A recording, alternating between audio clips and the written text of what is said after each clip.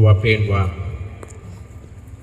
baada ya kuiandaa mioyo yetu tangu mwanzo wa Kwaresima kwa njia ya toba na matendo ya mapendo, tunakusanyika leo ili tuanze kukumbuka pamoja na kanisa zima fumbo la Pasaka ya Bwana wetu, yaani mateso na ufufuko wake, alipoingia katika mji wake wa Yerusalemu ili alitimize. Kwa hiyo tufuate Bwana wetu tukifanya kwa imani yote na uchaji kumbukumbu ya lile tendo lake lenye kuleta wokovu la kuingia Yerusalemu, ili baada ya kushiriki msalaba kwa neema yake tushiriki pia ufufuko wake na uzima wake. Tuombe. Ee Mungu Mwenyezi wa milele, yatakatifuze matawi haya kwa baraka yako, ili sisi tunamfuata Kristo mfalme kwa shangwe tupate kufikia Yerusalemu ya milele kwa njia yake. Anaishi na kutawala milele na milele.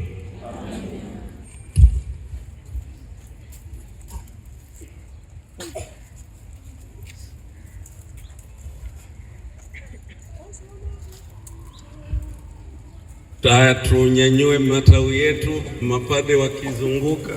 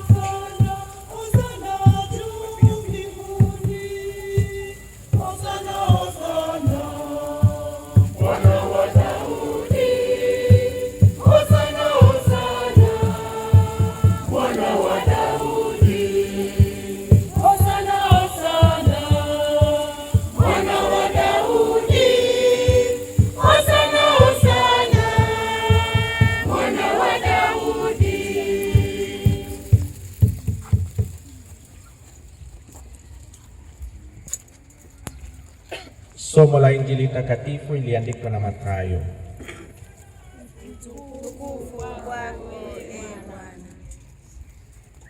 Hata walipokaribia Yerusalemu na kufika Bethfage katika milima wa Mzeituni, ndipo Yesu alipotuma wanafunzi wawili akiwaambia, enendeni mpaka kijiji kile kinachowakabili, na mara mtaona punda amefungwa na mwanapunda pamoja naye, wafungueni niletee. Na kama mtu akiwaambia neno, semeni, Bwana ana haja nao, na mara hiyo atawapeleka. Haya yote yamekuwa ili litimie neno lililonenwa na nabii, na mwanapunda mtoto wa punda. Wale wanafunzi wakaenda zao, wakafanya kama Yesu aliwaamuru, wakamleta yule punda na mwanapunda, wakaweka nguo zao juu yao, naye akaketi juu yake. Watu wengi katika ule mkutano wakatandasa nguo zao njiani, na wengine wakakata matawi ya miti wakayatandasa njiani. Na makutano waliotangulia na wale waliofuata wakapasa sauti wakisema, Hosana mwana wa Daudi, ndiye mbarikiwa yeye ajaye kwa jina la Bwana, Hosana juu mbinguni. Hata alipoingia Yerusalemu, mji wote ukataharuki, watu wakisema, ni nani huyu? Makutano wakasema, huyu ni yule nabii Yesu wa Nazareti ya Galilaya. Neno la Bwana. Sifa kwako Kristo. Wapendwa, leo ni Dominika ya Matawi. Yesu anaingia Yerusalemu. Anapoingia Yerusalemu, Yesu alikuwa anajua ni kwamba atapata mateso, kifo, lakini amekubali kwenda Yerusalemu bila kuogopa. Alionyesha ujasiri, si kwamba amekata tamaa, amekubali kwenda Yerusalemu mwenyewe. Na vile vile safari yetu pia ya maisha, kama tunaingia Yerusalemu, tunapoona msalaba tunaogopa. Kuna changamoto ya maisha, kuna hali ya uchumi na kadhalika, yaani tunaogopa sana kuishi hapa duniani. Lakini wapendwa, Dominika Matawi kuna mafundisho ni mengi, lakini mojawapo, tusiogope, tuwe na ujasiri kuingia. Na leo kama watu wa Yerusalemu walipokea Yesu alipoingia, hata sisi pia tuwe na furaha kuingia. Tunapoingia kanisani, tusiogope, tuendelee kumwomba Mungu atusaidie, ili katika safari ya maisha tunaweza kuwa na furaha daima. Kwa hiyo tunapoingia kanisani, yani tumkaribishe Yesu anaingia Yerusalemu, yani anaingia. Kwa hiyo tumshangilie, sio tunakuwa na huzuni, tuache mambo haya nje. Lakini leo ni kwa namna pekee tunamkaribisha Yesu sisi wenyewe. Kwa hiyo tunashangilia na tunafurahia, tunamkaribisha Yesu kwa furaha kubwa. Kwa imani hiyo tuingie katika ibada takatifu ya misa. Haya ndugu wapendwa, tuwaige makutano waliomshangilia Yesu na tuandamane kwa amani. Kristo tumaini letu.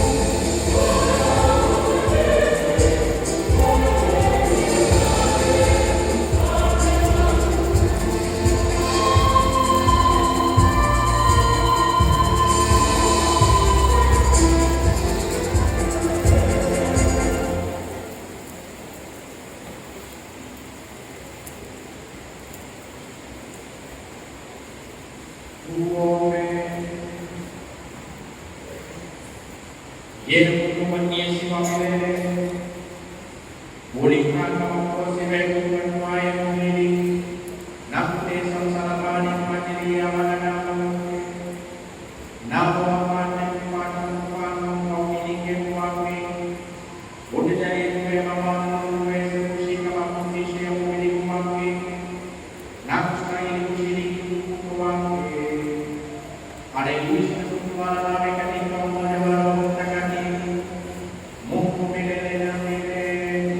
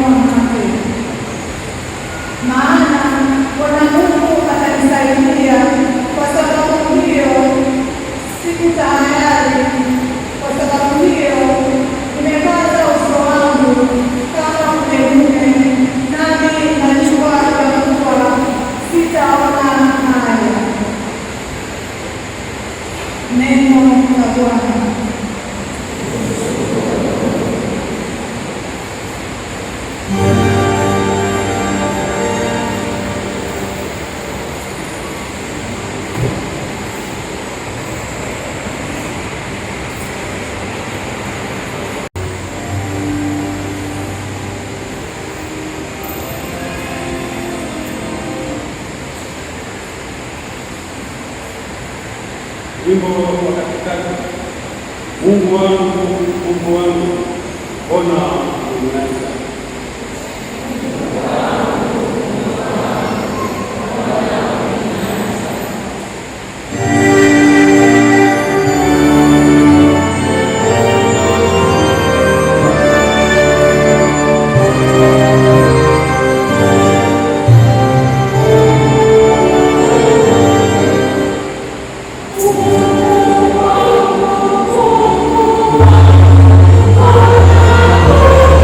Oh,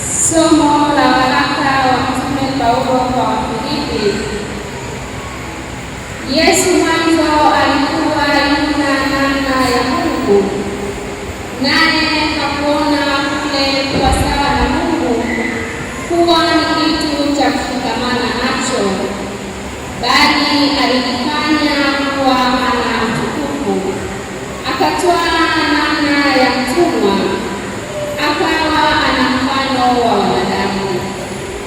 Tena alipoonekana ana umbo kama mwanadamu, alijinyenyekeza akawa mtii hata mauti, naam, mauti ya msalaba.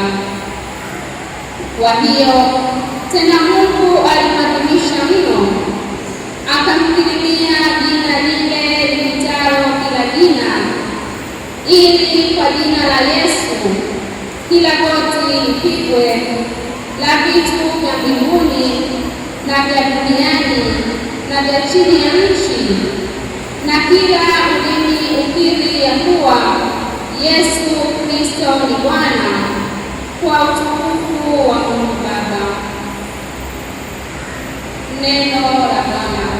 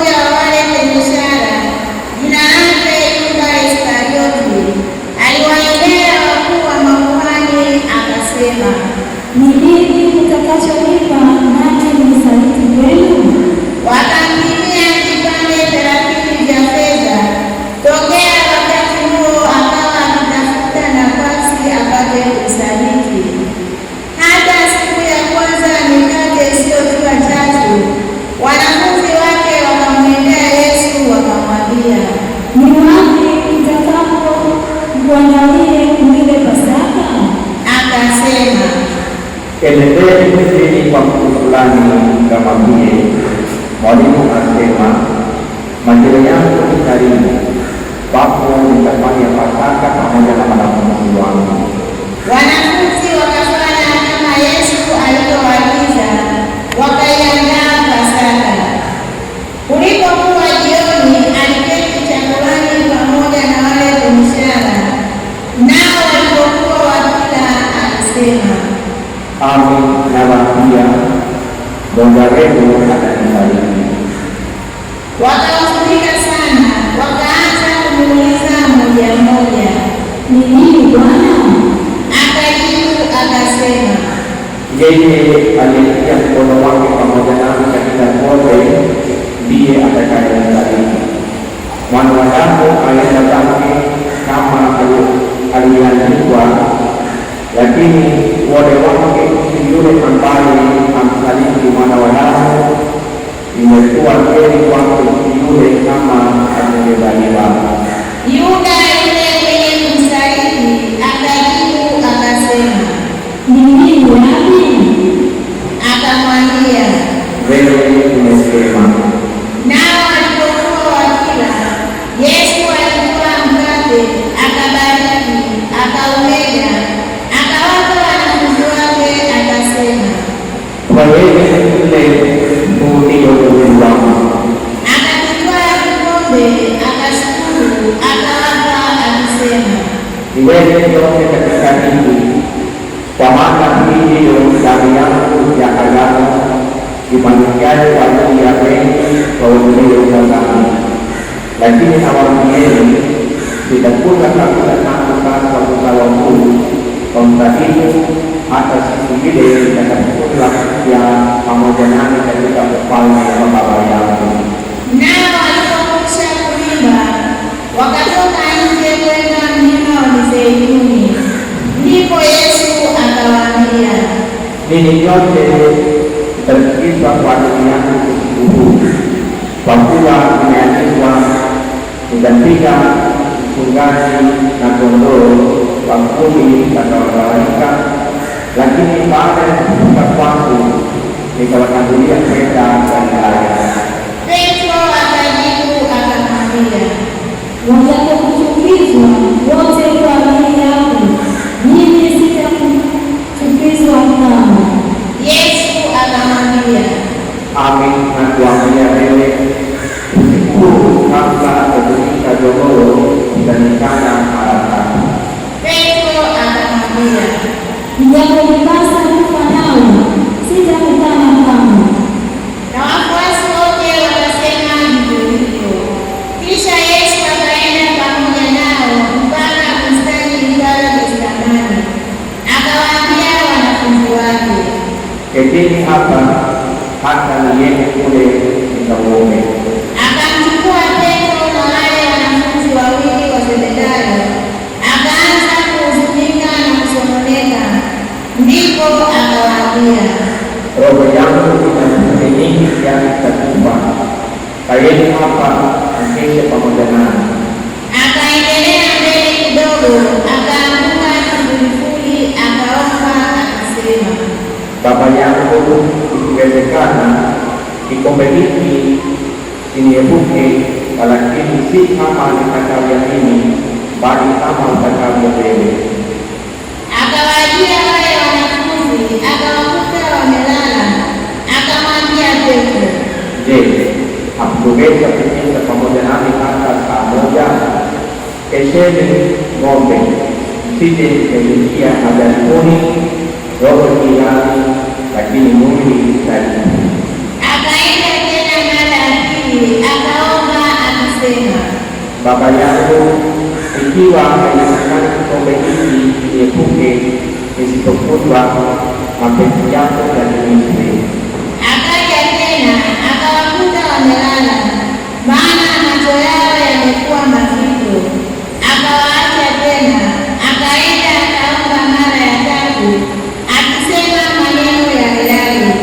Kisha akawajia wanafunzi wake, akawaambia, Laleni sasa mshike, tazama saa imekaribia, na Mwana wa Adamu anatiwa katika mikono ya wenye dhambi. Ondokeni, twende zetu, tazama yule aliyenisaliti amekaribia. Basi alipokuwa katika kusema, tazama, Yuda mmoja wa wale thenashara akaja, na pamoja naye kundi kubwa wenye panga na marungu, wametoka kwa wakuu wa makuhani na wazee wa watu. Na yule mwenye kumsaliti alikuwa amewapa ishara akisema, nitakaye kuhusu huyo ndiye mkamateni. maana akamwendea Yesu akasema, Salamu Rabi. Yesu akamwambia, Rafiki, fanya ulilolikia. wakaenda wakanyosha mikono yao wakamkamata Yesu. Na tazama, mmoja wao waliokuwa pamoja na Yesu akanyosha mkono wake akaukuta upanga wake, akampiga mtumwa wa kuhani mkuu, akamkata sikio. Ndipo Yesu akamwambia, Kurudisha upanga wangu mahali pake, maana wote waushikao upanga wataangamia kwa upanga. Ama wadhani ya kuwa mimi siwezi baba yangu, naye ataniletea sasa hivi zaidi ya majeshi 12 malaika yatatimizaje basi maandiko ya kwamba hivyo ndivyo vilivyopasa kutii?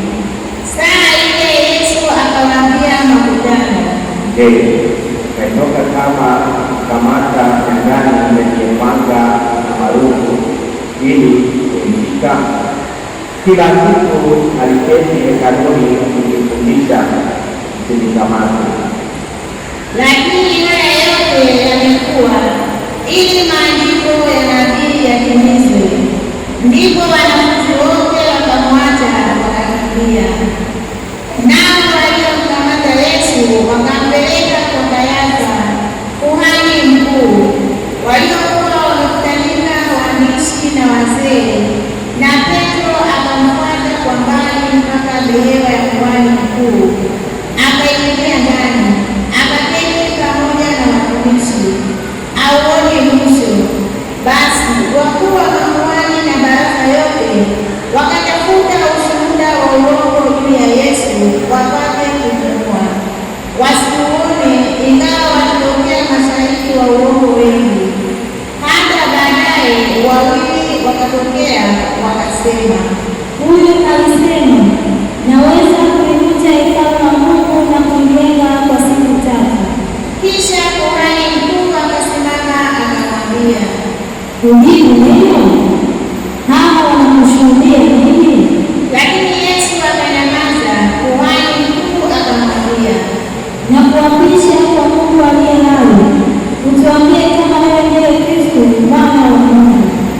Yesu akamwambia, Wewe umesema, lakini nawaambieni, tangu sasa mtamwona Mwana wa Adamu ameketi mkono wa kuume wa nguvu, akija juu ya mawingu ya mbinguni.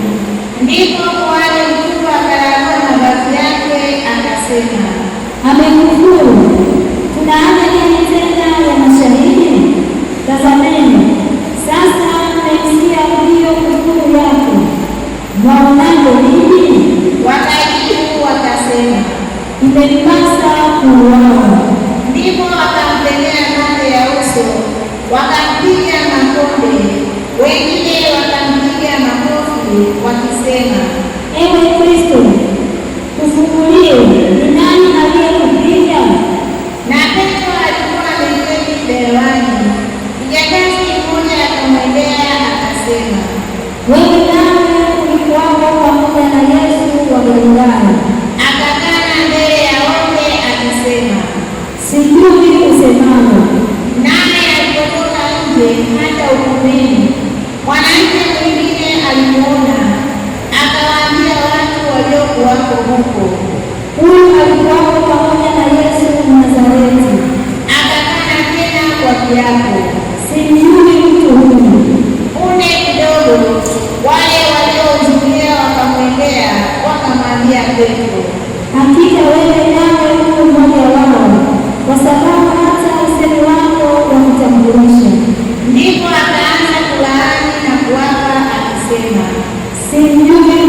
Na mara akawika jogoo, Petro akalikumbuka lile neno la Yesu alilolisema, kabla ya kuwika jogoo utanikana mara tatu. Akatoka nje akalia kwa majonzi. Na ilipokuwa asubuhi, wakuu wa makuhani wote na wazee wa watu wakafanya shauri juu ya Yesu wapate kumuua. Wakamfunga, wakamchukua, wakampeleka kwa Pilato aliyekuwa liwali. Kisha Yuda yule mwenye kumsaliti alipoona ya kuwa amekwisha kuhukumiwa, alikuja akawarudishia wakuu wa makuhani na wazee vile vipande 30 vya fedha, akasema, Mlikosa nilipoisaliti damu isiyo na hatia. wakasema, Basi haya yatupasa nini sisi? Niangalie haya wewe mwenyewe. akavitupa vile vipande vya fedha katika hekalu, akaondoka akaenda akavinyoka. Wakuu wa makuhani wakavitoa vile vipande vya fedha, wakasema, Si halali kuviweka katika sanduku la sadaka, kwa kuwa ni kima cha damu. wakafanya shauri, wakatumia kwa kununua konde la mfinyanzi liwe mahali pa kuzikia wageni. Kwa hiyo konde lile huitwa konde la damu hata leo. Ndipo likatimia neno lililonenwa na nabii Yeremia akisema, wakavitwaa vipande 30 vya fedha, kima chake aliyetiwa kima, ambaye baadhi ya Waisraeli walitia kima, wakavitumia kwa kununua konde la mfinyanzi kama Bwana alivyoniagiza. Naye Yesu akasimama mbele ya liwali.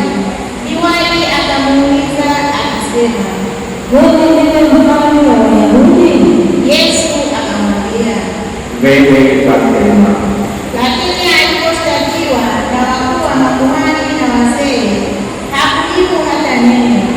Ndipo Pilato akamwambia, Usikii ni mambo gani wanayokushuhudia? asijibu hata neno moja. Hata liwali akastaajabu sana. Basi wakati wa sikukuu, liwali desturi yake wafungulia mkutano mkubwa mmoja waliyemtaka. Basi palikuwa na mfungwa mashuhuri siku zile aitwaye Baraba.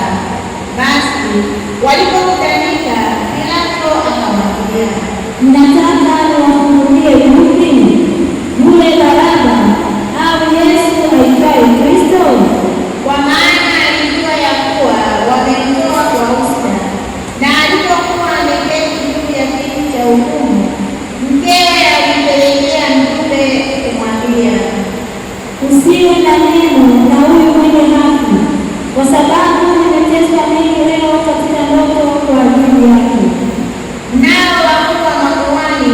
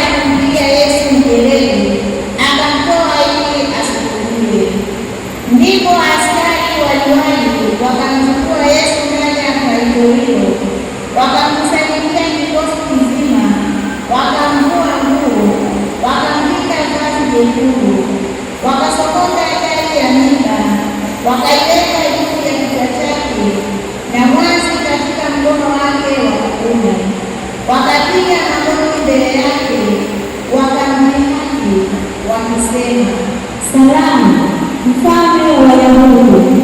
Kisha wakamtemea mate, wakautwaa na ule mwazi, wakampigapiga kichwani.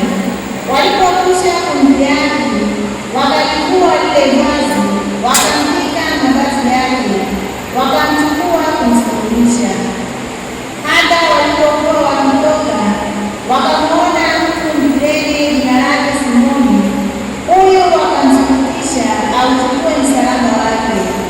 Na walipofika mahali paitwapo Golgotha, yaani fuvu la kichwa, wakampa kunywa divai iliyochanganyika na nyongo, lakini yeye alipoionja hakutaka kunywa. Walipokwisha kumsulubisha, waligawa mavazi yake, wakipiga kura, ili litimie neno lililonenwa na nabii, waligawa nguo zangu kati yao, na juu ya vazi langu walipiga kura. Wakaketi, wakamlinda Mungu, wakaweka juu ya kichwa chake mashtaka yake yaliyoandikwa, Huyu ni Yesu, mfalme wa Wayahudi. Wakati huo huo, wanyang'anyi wawili wakasulubiwa pamoja naye, mmoja mkono wake wa kuume na mmoja mkono wake wa kushoto. Nao waliokuwa wakipita njiani wakamtukana, wakitikisa vichwa vyao wakisema, Ewe mwenye kulivunja hekalu na kulijenga kwa siku 3, mwokoe nafsi yako. Ukiwa jiwe la Mungu, shuka msalabani. Kadhalika na wale wakuu wa makuhani wakamdhihaki pamoja na waandishi na wazee wakisema, Aliokoa wengine, hawezi kujiokoa mwenyewe. Yeye ni mfalme wa Israeli, na ashuke sasa msalabani, nasi tutamwamini. Amemtegemea Mungu, na amwokoe sasa, kama anamtaka, kwa maana alisema, mimi ni Bwana wa Mungu. pia wale wanyang'anyi waliosulubiwa pamoja naye walimshutumu vilevile. Basi tangu saa 6 palikuwa na giza juu ya nchi yote hata saa 9. Na kama saa 9, Yesu akapaza sauti yake kwa Mungu akisema, Eloi, Eloi, lama sabakthani, yaani, Mungu wangu, mbona umeniacha? na baadhi yao waliohudhuria waliposikia walisema, Huyu anamwita Eliya. Mara mmoja wao akaenda mbio, akatwaa sifongo, akaijaza siki, akaitia juu ya mwanzi, akamnywesha. Wale wengine wakasema, Acha, na tuone kama Eliya anakuja kumwokoa. naye Yesu akisha kupaza sauti yake tena kwa nguvu, akaitoa roho yake, na tazama,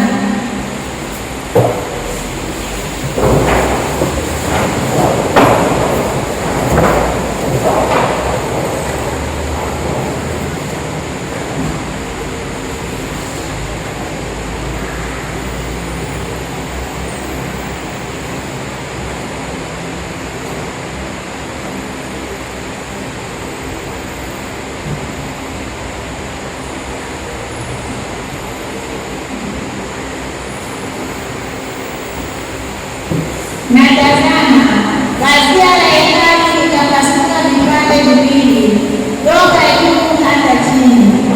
Nchi ikatetemeka, miamba ikapasuka, makaburi yakabomoka, ikainuka miili ya watakatifu waliolala. Nao wakisha kutoka makaburini mwao baada ya kufufuka kwake, wakauingia mji mtakatifu, wakawatokea wengi. Basi Yuda akida na hao waliokuwa pamoja naye wakimlinda Yesu, walipoliona tetemeko la nchi na mambo yaliyofanyika, wakaogopa sana, wakasema, Hakika huyu alikuwa Bwana wa Mungu.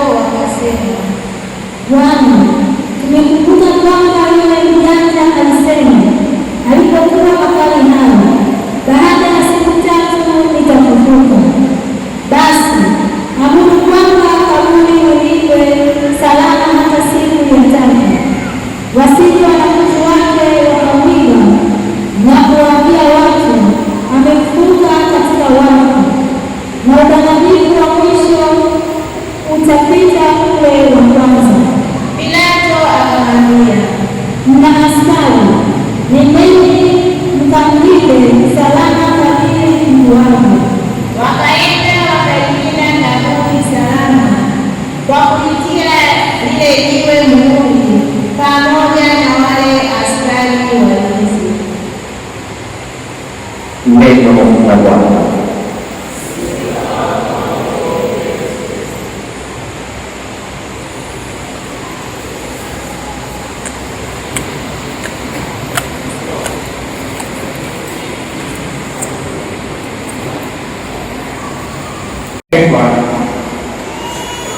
Liturujia inatualika sisi kuingia ulimwengu kupitia Dominika ya Matawi.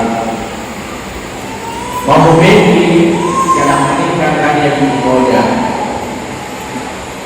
Watu walimkaribisha Yesu kule Yerusalemu kama mfalme, walishangilia na walifurahia, na baada ya hapo tena Yesu amepata mateso makali, na Yesu anakufa, na hatimaye kwa imani yetu tunajua ni kwamba Yesu amefufuka.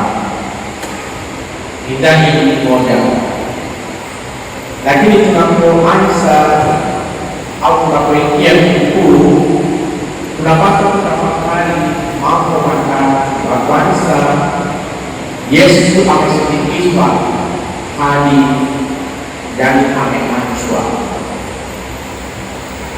Sisi tunajua ni kwamba wakati Yesu alipoingia, watu walikuwepo pamoja na Yesu, hata wanyama yani walikuwepo. Naona ni kwamba alipanda sio kwenye gari la bahari, lakini yani kutumia punda. Kwa hiyo wanyama pia walikuwepo pamoja na watu wengine. Kwa hiyo watu walikuwa pamoja na Yesu kusindikiza katika safari yake ya kuingia Yerusalemu. Ili kumbuka, yani watu walimwacha peke yake. Tumesikia katika Injili ya Mateso leo, kuna watu kadhaa wameonyesha hali halisi ya maisha yao. Mtu wa kwanza ni Petro. Alimwacha Yesu, alikuwa pamoja naye, lakini alimwacha, alimkana mara 3. Na baada ya hapo tena, yani mtume mwingine, sio mtume lakini mmoja wapo wa wanafunzi, na Yuda Iskarioti pia, yani alimsaliti Yesu, akamwacha Yesu, alimsaliti. Na tena watu yani baada ya kusikia tu mateso walikuja kumkamata Yesu, wanafunzi wengine pia wakakimbia wakamwacha Yesu mwenyewe. Na tena yani walipeleka sehemu nyingine, watu walianza walikuwa pamoja naye walisindikiza katika safari yake, walisema ni kwamba yani mfundishe, yani maneno haya, yani walipeleka Yesu mpaka mateso mengi. Kwa hivyo sisi mafundisho ni kwamba tukitegemea sapoti ya binadamu tu, hakika yani unaweza kuangaika katika maisha, au wakati mwingine yani utaachwa katika safari yetu ya maisha. Lakini tukitegemea Mungu, hakika Mungu ataendelea kuinua maisha yetu. Ndio maana mafundisho yetu ya kwanza ni kwamba watu wanaweza kuwepo katika safari ya maisha, lakini wakati unapata changamoto mbalimbali, Mungu ndiye anakubeba, lakini mwanadamu anakuacha. Kwa hiyo usitegemee mwanadamu peke yake, mtegemee Mungu daima, kwa sababu Mungu ndiye yani anakubeba wakati unakutana na changamoto mbalimbali katika safari ya maisha. Jambo la pili, amemimishwa na hadi amedhalilishwa. Amepata heshima kubwa sana, hata kijijini kwetu pia tunapoenda tunamkaribisha askofu au paroko mpya na kadhalika, yani watu wanaandaa yani maua au wakati mwingine majani au wakati mwingine yani wanatakiza nguo na kadhalika, lakini walikaribisha, walionyesha furaha yao. Hata wakati Yesu alipoingia Yerusalemu pia watu wamefanya mambo hayo, lakini amedhalilishwa kwa namna gani? Na alikuwa kule darasani,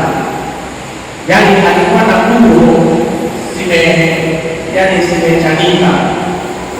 Ni kwa sababu wakati alikutana na mateso na kadhalika, yaani hakukata tamaa, aliendelea kuonyesha unyenyekevu wake. Kwa maana katika somo la pili tumesikia, yaani daima aliendelea kuwa na unyenyekevu. Kwa maana amekubali kila kitu. Kwa maana wakati mwingine tunatafakari, unaweza kuanguka upande mwingine, yaani kwa maneno ya watu, wanaweza kuzungumza maneno mazuri juu yako, unaweza kufurahia, lakini ukianguka kwa maneno ya watu tu, lakini bila kutenda matendo, hakika wewe pia unaanguka upande wa Shetani. Lakini Yesu alitegemea Baba yake tu. Ndio maana aliona ni kwamba ingawa watu wananishangilia, si kwamba amebadilisha kwa hiyo maisha yake ya uume wake, amebaki pale pale, kwa sababu alitaka kutimiza mapenzi ya Baba yake. Inawezekana mbele na mimi wakati mwingine tunapokea maneno ya watu, au wakati watu wanashangilia akufe huyu mzuri, yaani wanaweza kupokea maneno mazuri tu, lakini sasa usiache lengo lako. Yaani kama Yesu alifanya mapenzi ya Baba yake, wewe ulikuwa na malengo ya maisha yako, kwa sababu ya maneno ya watu usiache. Maneno yanaweza kujenga au yanaweza kuharibu maisha ya mtu. Tuwe makini. Leo kupitia Injili ya Yesu tumefundishwa ni kwamba watu wamekuwa na heshima kubwa kwa Yesu, lakini amebadilisha mbele ya barasi. Hata inaweza kutokea katika safari ya maisha yetu pia, kwa hiyo tuwe makini. Na mwisho kabisa, amepata nguvu hadi amekaribishwa. Wapendwa, yale ndio tunaona ni kwamba tulipewa hatari, na tulipewa hatari, tulishangilia, tulikuwa na furaha. Hata watu wakati wa Yesu pia watu walikuwa walishangilia Yesu, yaani mfalme anaingia, anakuja kutuokoa sisi, walipokea kwa furaha na kadhalika. Amepata utukufu, lakini amepata kifo cha Kaini msalabani. Yaani wapendwa, sisi tunapaswa kukumbuka mambo machache, yaani furaha shangwe, na wakati mwingine sisi tunapokea, lakini haimaanishi ni kwamba wakati mwingine unapopitia mateso si kwamba unakata tamaa. Hata Yesu hakukata tamaa, yaani aliendelea kufanya utume wake. Kwa maana leo tunakumbuka, tunaendelea kupokea heri yenye hasira kwa maisha yetu. Lakini wapendwa, leo tunapaswa kuuliza swali moja tu: tutakutana na hali hiyo katika safari ya maisha yetu pia tutafanyaje? Kwa sababu watu wanatokea kwa furaha, lakini kuna mateso katika maisha yetu pia. Tunakutana na hali hiyo kama Yesu alikutana nayo katika safari ya maisha ya wake, lakini utafanya nini? Yaani Injili imefundisha mambo mengi, lakini tunakumbusha tu mambo machache. Na kwanza, tuwe moyo wake wa Kristo, tuwe na unyenyekevu. Yaani tusiwe tunaonyesha kiburi mbele ya watu. Yaani unapopata cheo au unapopata nafasi mbalimbali kwenye sekta fulani, yaani usionyeshe kiburi mbele ya watu. Lakini Yesu alipokea yote kutoka watu mbalimbali, lakini daima aliendelea kuonyesha unyenyekevu wake. Na sisi pia, yaani tuwe na moyo wa unyenyekevu kama Yesu. Tukiwa namna hii, hakika hata mambo mengine yanaweza kutusumbua, si kwamba tunaacha malengo yetu katika maisha, na tutaendelea kushika malengo haya, na tutaendelea kushika vizuri. Jambo la pili, ukomavu. Uwe ukomavu ndani hata mazingira haijawa sawa. Na mwisho kabisa, macho yangu yaelekee yale mkubwa kama ushindi mkubwa katika maisha. Kama unakutana na changamoto mbalimbali na matatizo mbalimbali, uone msalaba. Na ni Yesu, yaani kupitia msalaba ameleta ushindi. leo usione ni kwamba hapana, mimi siwezi, usiache, usikate tamaa. Yesu amekubali yote na hatimaye ametimiza malengo yake, yaani mapenzi ya Baba yake, ili mapenzi ya Baba yake yatimie. Kwa maana amekubali haya yote yaliyotokea katika utume wake. Ndugu wapendwa, leo tulipoanza ibada takatifu ya misa hapo nje, yaani tulibeba ile makali tulibeba kama matawi tumebeba, lakini hatuna imani kabisa. Yaani hili ni igizo tu, yaani hatujaleta mabadiliko kabisa katika maisha yetu, kwa sababu matawi tunabeba, tunashangilia na kadhalika, lakini kama tumeshindwa kuwa na imani dhabiti katika maisha, ili igizo tu linabaki kama tunafanya maigizo mengine. Kwa hiyo wapendwa, tuwe na imani dhabiti, na tunapobeba msalaba kama hatuna matumaini hakika, na sisi pia yani kama igizo tu tena.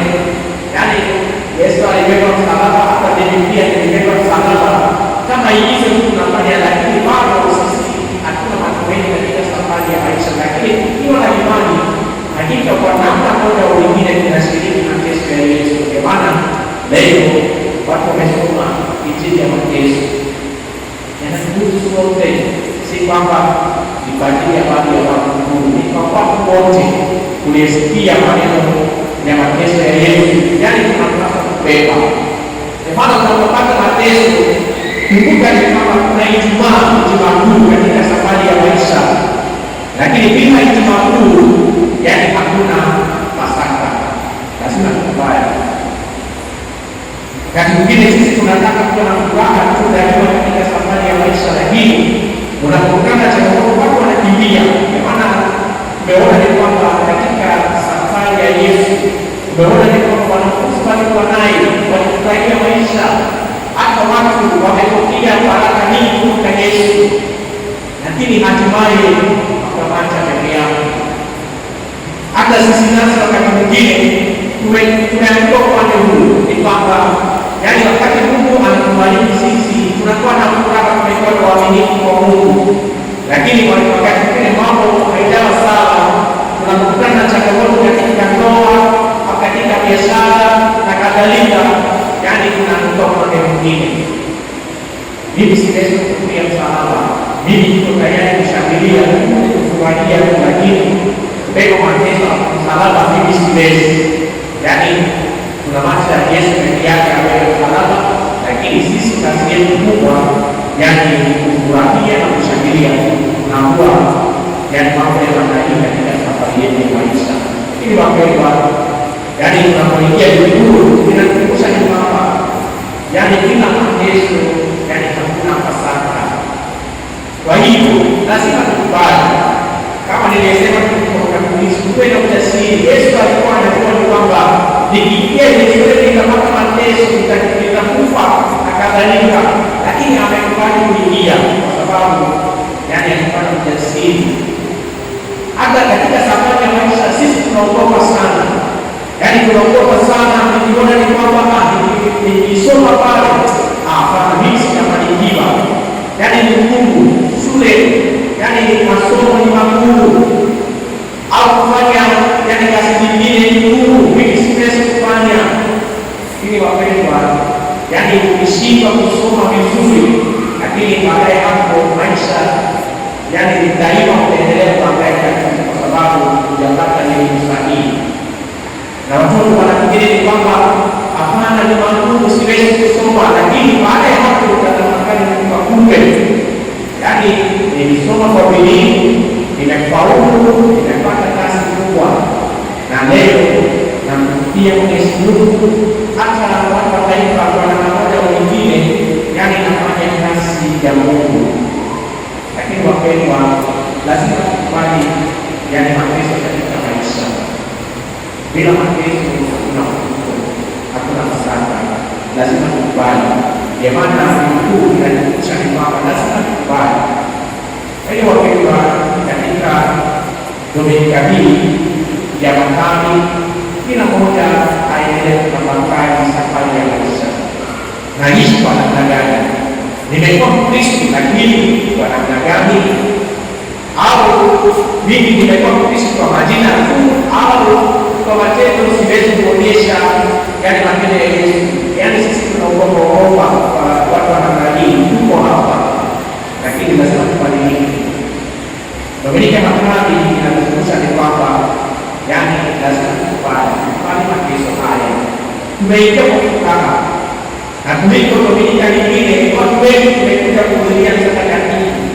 Yaani lazima tukubali, si kwamba kama ilivyo tu basi leo Dominika niende, maana lazima tumepokea maneno, lazima tutekeleze pia. Kwa hiyo wapendwa, tunapotafakari kuanzia leo, yaani tumeshajikia kuu, basi tunapotafakari mateso ya Yesu, lazima tunatafakari maisha yetu pia. Na kweli maneno yangu na matendo yangu yanaendana na Yesu? Au wakati tunakutana na changamoto, mimi pia nakuta upande wa kama Petro, upande wa Yuda Iskariote au watu wengine au watu wengine wasema ni kwamba kusuluhisha tu, sisi hakuna shida. Yaani tusibaki kwa watu wa namna hii, lazima tubadilike. Lazima sisi kwa namna moja au nyingine tushiriki mateso ya Yesu. Kwa hiyo wapendwa, katika misa tuombe Mungu atupatie neema ili tuweze kufanya mateso haya na hatimaye tunaweza kuonyesha imani yetu mbele ya kanisa. Lazima tuwe na ujasiri kubali haya yote yanayotokea katika maisha, tusiogope, kwa sababu unapopitia changamoto mbalimbali hapo ndipo unajifunza. Kumbuka Yesu alitumia kuvuka leo, alipoingia alitumia safari yake kuvuka, lakini kama kuvuka alisema ni kwamba mimi maisha yangu yote nabeba mzigo tu, lakini watu walimsikiliza Yesu msalabani. Lakini watu wanasema ni kwamba msalaba mtakatifu bonini, kama ilikuwa akiendelea kulalamika, hakika yaani anaweza kufikisha Yesu kule Yerusalemu, lakini akakubali. Na alipoona watu wanasema ni kwamba punda na msalaba, yaani mazungumzo kati yao. Punda alisema ni kwamba yaani mimi ndiye niliyebeba Yesu, lakini sasa wewe msalaba, wewe unaona ni kwamba umepata majina mazuri tu, msalaba mtakatifu. Watu wanasema kwa nini mimi ndiye niliyebeba Yesu? Lakini msalaba utajibu kwa kufuta ni kwamba wewe kweli umebeba Yesu. Na pia wakati walimkaribisha Yesu, hata wamekukaribisha pia. Wakati walimpa Yesu heshima kubwa, nasikana wewe pia umepata heshima kubwa, lakini mimi nilijafanya tofauti kabisa, kwa sababu Yesu alinibeba na mimi nilibeba Yesu. Na wakati watu walipiga Yesu, hata wakati mwingine mimi pia nimepata, walinipiga pia. Na wakati Yesu alianguka, hata mimi pia nimeanguka. Na wakati watu walimsulubisha Yesu, hata mimi pia kupitia misumari nimepata maumivu. Kwa maana watu wanasema ni kwamba msalaba mtakatifu. Lakini usilalamike katika safari ya maisha, lakini kubali ni kwamba wote tumebeba Yesu, tumebeba Yesu. Wewe kwa namna moja au nyingine alipoingia Yerusalemu ulibeba Yesu, hata mimi nilibeba Yesu kule msalabani. Lazima tufurahie, tusije yaani tunaendelea kulalamika katika safari ya maisha, lakini tumekusudia kufanya mambo fulani, tumefanya, lakini huku niangalia ni kwamba tumefanya kwa namna gani.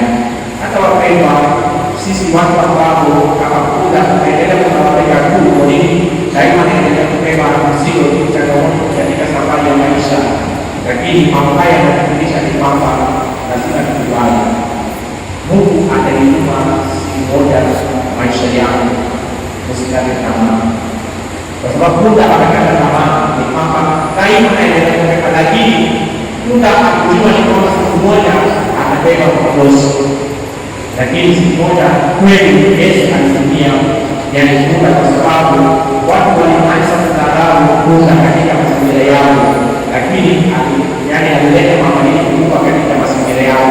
Hata punda alimsaidia Yesu kufika Yerusalemu. Kwa wapendwa, hata wewe usione ni kwamba mimi sina thamani katika maisha, yaani wewe ni mtu wa kawaida tu. Mungu anaweza kutumia siku moja, lakini kama umekubali mateso katika maisha, kwa sababu ameona ni kubeba mzigo, ni msiba, yaani mzigo kwake, yaani mateso kwake. Kula alifikiri kumbe Yesu siku moja aliweka mbele ya watu kwamba hata kula amani kuwa mbele ya machoni kwa watu. Hata wewe unafikiri kama kula wakati mwingine mimi sina thamani mbele ya watu, lakini siku moja atakutumia, akaona ni kwamba kumbe wewe pia unaweza kufanya kazi kama Yesu. Lakini tunapaswa kufanya ni kwamba lazima tukubali mateso katika safari ya maisha. Kwa hiyo katika kanisa la Kristo tuombe neema ya Mungu ili tuweze kufanya mateso, hatimaye tuweze kutekeleza yale yote